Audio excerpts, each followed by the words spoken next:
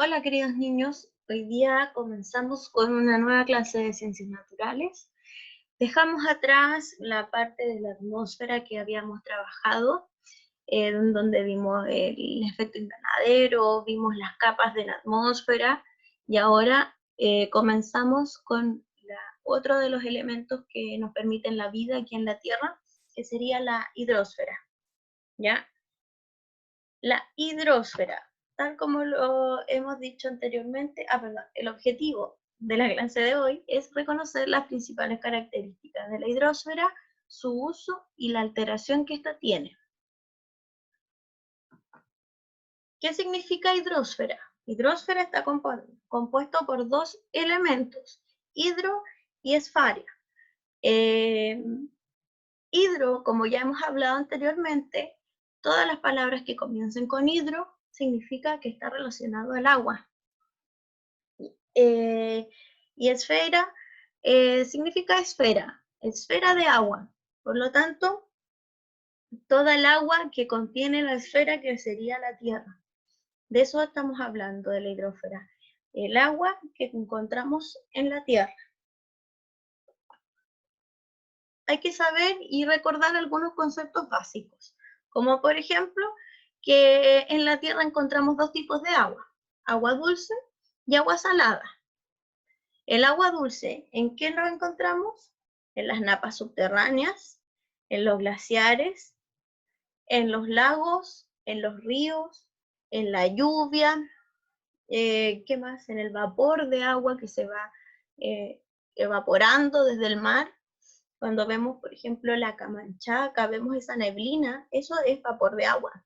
Por lo tanto, ayuda a concentrar el agua dulce de alguna manera. Y el agua salada, por otro lado, encontramos en mares y océanos. Como lo hablamos en una de las clases pasadas, mares y océanos al final pasan a ser el mismo lugar, solamente que el mar es parte de un océano y el océano obviamente va a ser mucho más grande. Entonces, agua dulce, napas subterráneas, glaciares, lagos, ríos, y el agua salada, mares y océanos. Tenemos claro que el 97% del agua que hay en el planeta es agua salada y solo el 3% es agua dulce. Todo esto se puede ir viendo y acompañando con la página 212 del libro. Aparece información similar, pero ahora yo les voy explicando. Solamente un 3% es agua dulce, o sea, muy poquita cantidad de agua dulce hay en la Tierra. Y de ese 3%, de ese mínimo 3%, ustedes van viendo en la imagen de la página 212, se va haciendo como un gráfico. De ese 3%, el 77% son los casquetes polares o los glaciares, donde encontramos el polo norte y el polo sur, conocido en todo el mundo con ese nombre, donde está la Antártica, ¿ya? Esa sería el 77% del agua dulce, o sea, gran parte del agua dulce, de ese 3%, van a ser los glaciares y los casquetes polares. Es nuestro banco de agua dulce, como para decirlo de una manera. De ahí tenemos ahorrado esa cantidad de agua, pero como vimos en el efecto invernadero, estos glaciares se han ido derritiendo. Por lo tanto, cada vez vamos perdiendo más agua de ese lugar. Bueno, después el 22% es el agua subterránea, que le llamábamos las napas subterráneas, y solamente 1% es el agua superficial. Y ese 1%, vamos a tomar ese 1% de agua superficial para saber qué es. ¿Cuál es el agua superficial?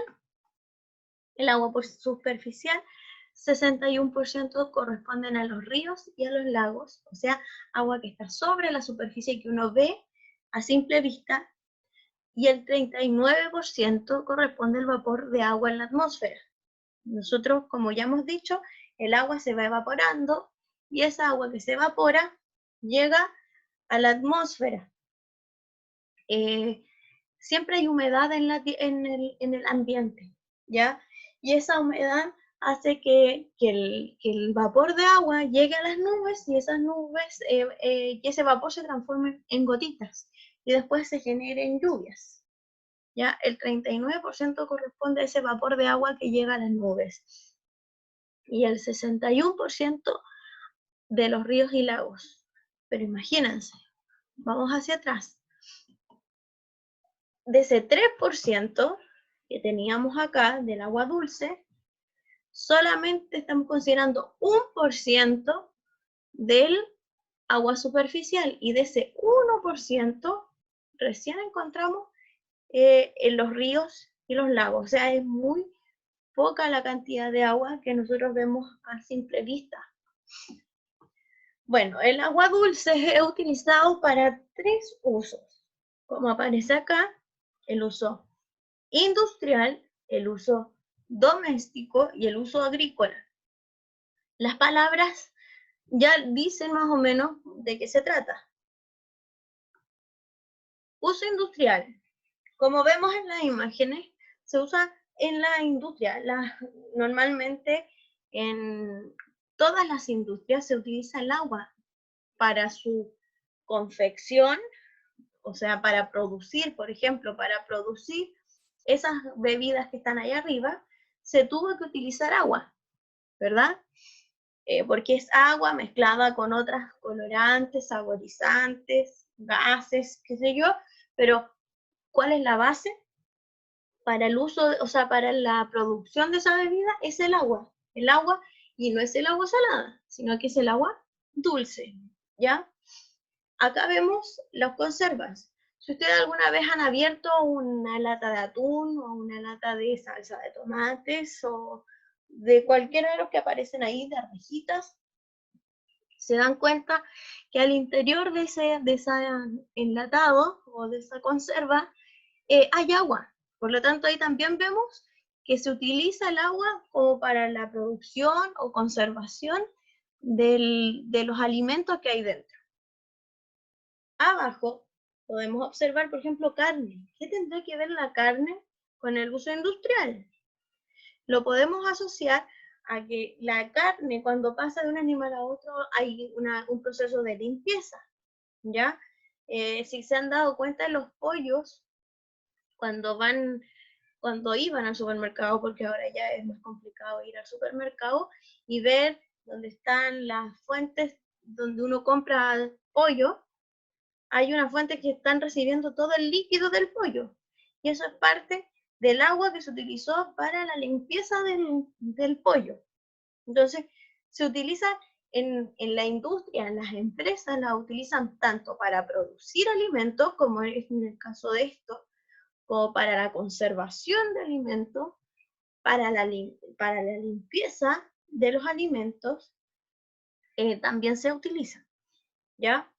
Y luego vemos acá una imagen, no sé si ustedes reconocerán a qué puede ser el agua, a qué industria corresponderá esta agua. Esta agua corresponde al uso en la minería. Nosotros hemos visto anteriormente que las mineras utilizan el agua de los ríos y que hay veces que se ha visto cuestionado este uso porque el agua que sacan de ahí, de repente es mucha agua y dejan a pueblos sin poder tener esa agua. Entonces, acá vemos un ejemplo del uso en la minería. ¿Y para qué utilizan el agua en la minería? ¿Se imaginan ustedes para qué se utiliza el agua en la minería? Bueno, en simples palabras, yo le podría explicar que se utiliza como para limpiar las rocas. Piensen que en una mina sacan rocas donde está el material, como el cobre o el oro, y pasan por una especie de limpieza, van moliendo esa roca y van dejando como separado con agua para hacer la separación entre las rocas y y lo que es desecho al final, ¿ya? Por eso también vemos algunos ríos contaminados, porque esa agua que se utiliza, después la botan, hay veces que los botan a los ríos y ese río queda contaminado producto de que lleva minerales, residuos o, o contaminantes como que le echan a esa agua para poder hacer la separación. Pero eso va a ser después una tarea de ustedes buscar el uso del agua en la minería, ¿ya?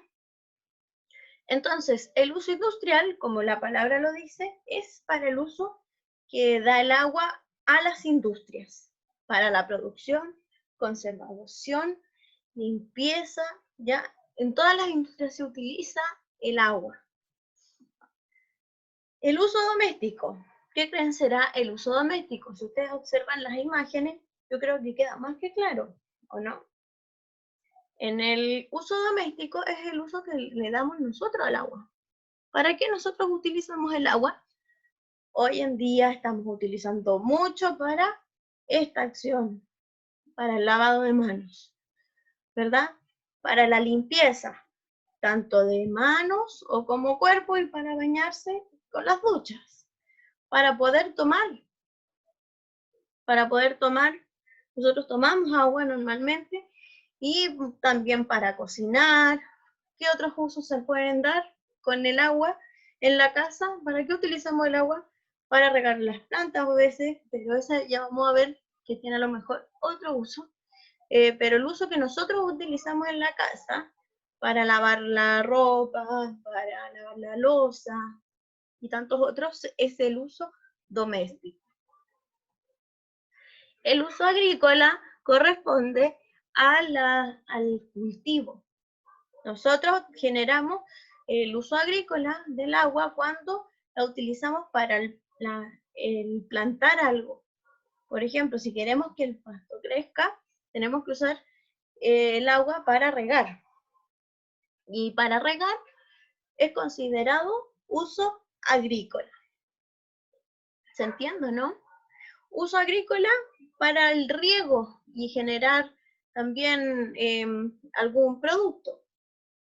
El uso doméstico, el que usamos en la casa. Y el uso industrial, el que usan las industrias para sus procesos. ¿Se entiende? Bueno, nosotros utilizamos el agua, pero también hay alteraciones. Generamos contaminación en el agua.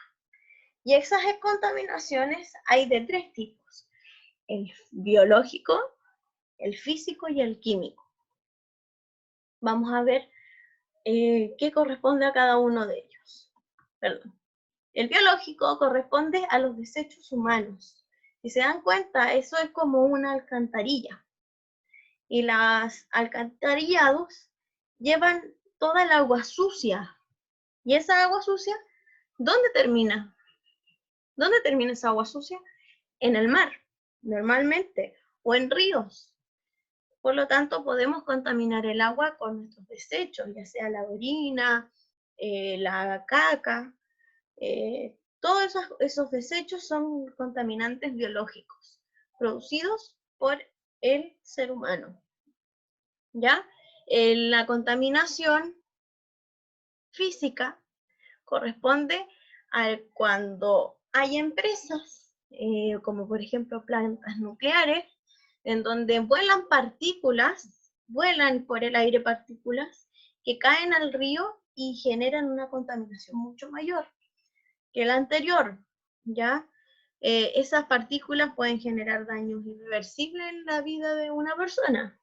Como sabemos, las plantas nucleares son súper complicadas porque realizan una contaminación muy grande o generan mucha tensión por lo que pueden contaminar o los daños que pueden generar un error en ella. Entonces, esa contaminación es considerada la física, y la química son normalmente cuando hay aceite en el mar. Hemos visto, a lo mejor con anterioridad, nosotros nos metimos en uno de estos botes que hay en la caleta o en los catamaranes, Y esos catamaranes, vemos el mar y lo vemos como con un poco de aceite. Esa contaminación es considerada contaminación química, donde hay derrames de petróleo o contaminación con la benzina de los motores de los barcos, o también cuando nosotros mismos botamos aceite, por ejemplo, freímos algo y ese aceite no hay que botarlo por el lavaplatos. Ese aceite hay que guardarlo para poder después llevarlo a un lugar especial. Pero si nosotros lo echamos al agua, se generan como lo que vemos ahí en la imagen, que son como manchas de aceite. ¿Ya? Entonces tenemos los tres biológicos, que son del ser humano, que son los alcantarillados, los físicos, que son de las industrias, casi siempre las plantas nucleares, que llevan moléculas y pequeñas partículas al mar, y el químico, que son relacionados al aceite en el mar, ¿ya? Bueno, las actividades para esta semana son, ustedes pueden ir viendo la página 212, 213 y 214 para poder ayudarse, ¿ya? La número 1 lamentablemente no aparece, yo algo expliqué, pero ustedes también pueden investigar por su cuenta. Dice así, la número 1, ¿para qué se utiliza el agua en la minería? Yo algo expliqué, vean ustedes si pueden conseguir mayor información. 2. Responde a la actividad de la página 23. En la página 23 hay unas preguntas que hay que responder. Número 3. A partir de las siguientes imágenes, reconoce si se les da un uso doméstico, industrial o agrícola. Y explica el porqué de tu respuesta. Por ejemplo, que la vaca se esté alimentando y que ese pasto crezca. ¿Será un uso industrial? ¿Será un uso doméstico o será un uso industrial? Perdón, industrial, doméstico, agrícola. La leche envasada. Para confeccionar la leche, ¿será qué tipo de uso? ¿Ya? Y así cada uno. Para lavar la ropa, ¿será qué tipo de uso y por qué es ese uso? Niños, si lo copian en el cuaderno, no es necesario que hagan el dibujo. Solamente ponen este sector, donde dice vaca alimentándose, leche envasada, lavar la ropa. No hagan el dibujo, yo solamente le puse el dibujo para que se guiaran. Luego aparece la minería. ¿Qué tipo de uso es y por qué? Después, lavarse los dientes. ¿Qué uso es y por qué? Y las parras de uva. ¿Qué uso es y por qué? Número 4. ¿Cuál de las alteraciones de la hidrosfera corresponde a la contaminación que realiza el ser humano? O sea, ¿en cuál tiene relación el ser humano? Porque hay unas que son más relacionadas al ser humano y otras que son más relacionadas a las industrias. Tienes que decirme cuál es y por qué. 5. ¿Cuáles son las principales causas de la alteración de la hidrosfera? Lean las páginas del libro, ahí están las respuestas a la mayoría de estas preguntas. 6. ¿Cuáles son las principales consecuencias de la alteración de la hidrosfera? Y 7. ¿De qué manera afecta a las personas, animales y plantas un derrame de petróleo? ¿Y qué tipo de contaminación sería el derrame de petróleo? ¿Físico, químico o biológico? 8. Y última. ¿De qué manera se podría evitar la contaminación de la hidrosfera, tanto biológica, química y física? O sea, ¿cómo podríamos evitar que se contagiara la hidrosfera de forma biológica? ¿Cómo podríamos evitar que se contagie de forma química? ¿Y cómo podríamos evitar que exista la contaminación física de la hidrosfera? Ya, den ideas, con una idea basta. Y esta sí era la última, la 9. Observa la siguiente imagen e identifica qué tipo de contaminación corresponde y la medida que se puede tomar para evitarlo. ¿Cuál creen ustedes? ¿Será química, física o biológica? Y expliquen qué tipo de medidas se pueden tomar para evitar ese tipo de contaminación con el mar. ¿Ya? Eso. Eso es todo, niños. Vean las páginas del libro, apóyense con eso y vamos a hacer un en vivo para también ir haciendo la actividad en conjunto si alguien tiene alguna duda. Yo estoy un poquito enferma, por eso la voz, pero espero que se haya escuchado bien. Un abrazo a todos y que estén muy bien. Cuídense.